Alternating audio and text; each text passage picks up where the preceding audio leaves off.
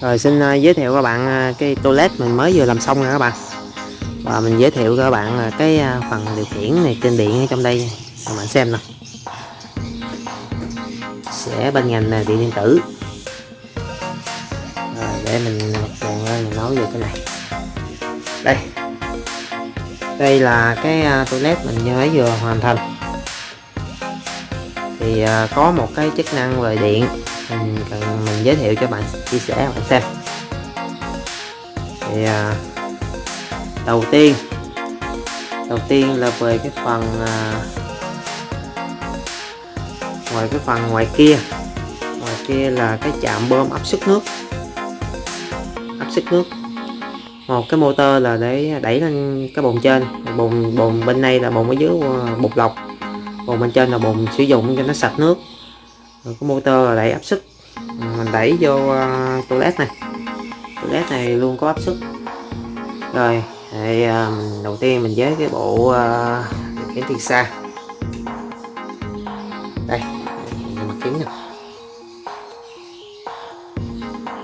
Rồi cái bộ đầu tiên là bộ trong đây điều khiển bằng remote, cái đợi mình điều khiển gián tiếp, mình không có điều khiển trực tiếp. Còn trên đó là cái tủ điện đó. Bây giờ mình nói về cái tủ điện, dỡ cái tủ điện ra cho bạn xem nè.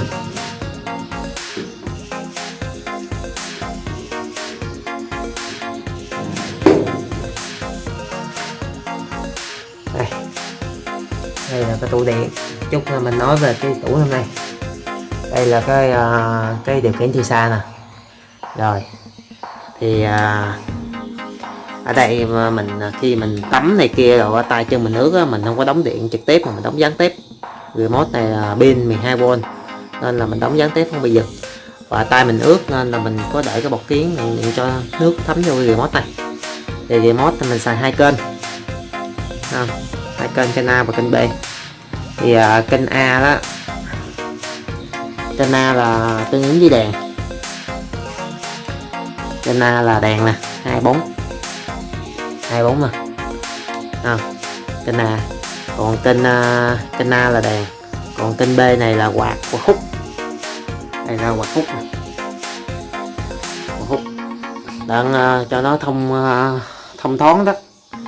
Thì các bạn thấy nào, khi mình bấm chữ A thì đèn tắt ha, rồi bấm chữ A đèn sáng lại, còn bấm chữ B là quạt hút. Đây quạt hút nè, đó chữ B quạt hút ha. Rồi mình tắt quạt đi, đèn nè đó. Rồi đây là cái đó là cái bộ điều khiển.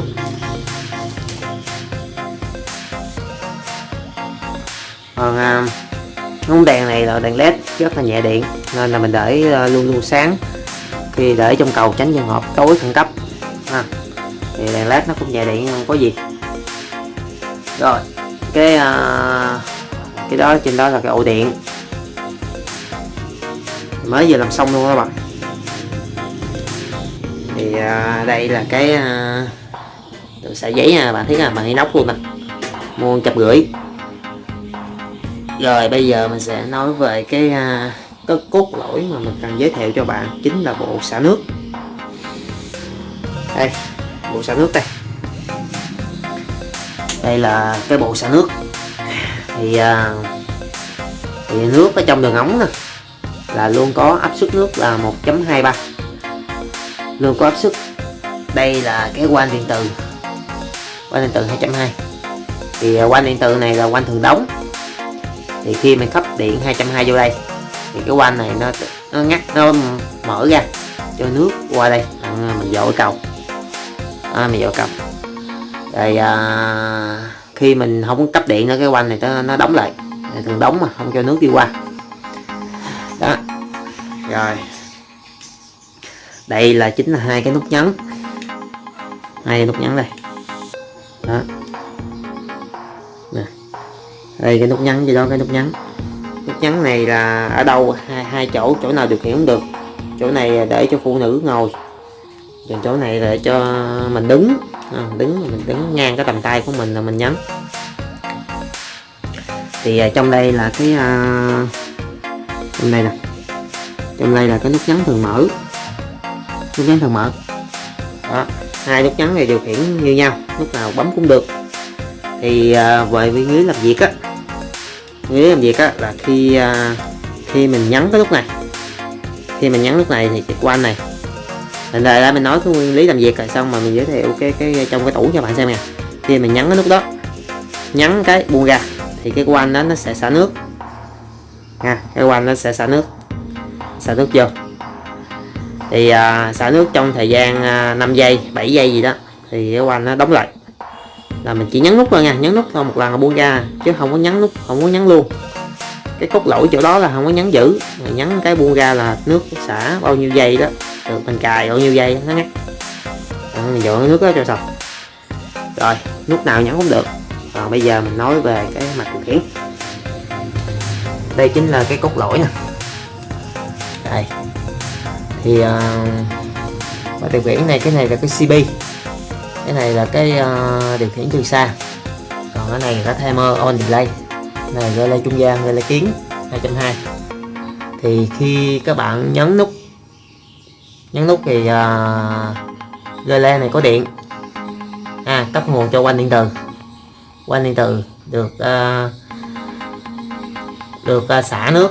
Thì lấy tiết điểm khóa chéo của hình này, tiết điểm thường đóng mở chậm, cắt con hút này, sau thời gian mình cài 5-7 giây gì đó thì cái thời gian này nó ngắt, thì cuộn hút này nó, cái relay trung gian này nó mất điện thì cơ quan nó đóng lại.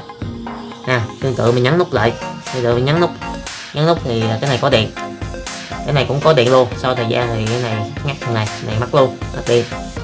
Đó chính là cái tủ điện hoạt động gì thôi.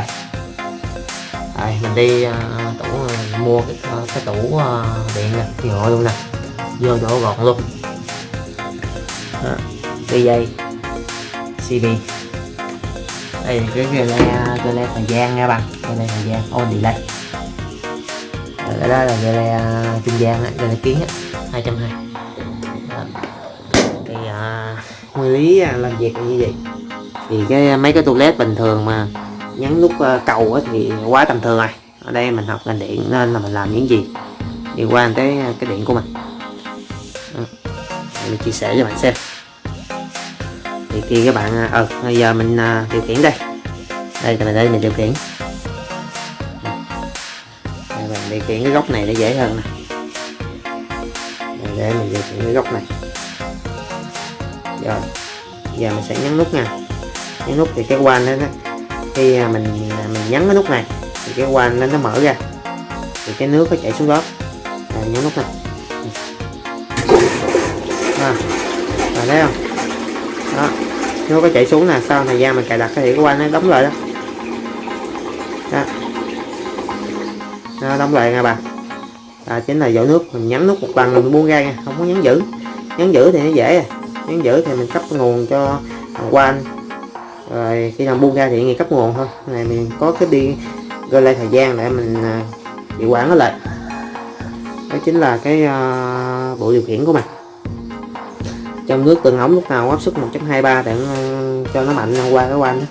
Cái van đó, cái đường kính ở trong rất là nhỏ, mình mua cái van 27 mình xài cái gấp nối nè, nhưng mà đường kính ở đây hơi nhỏ nên là nước nó cũng không mạnh, mình phải đẩy áp suất lên nó mới mạnh. Cái video mình chia sẻ các bạn như vậy đó, là điều khiển bằng nút nhấn này, mình bảo vệ cái lớp này cho nước nó vô đây.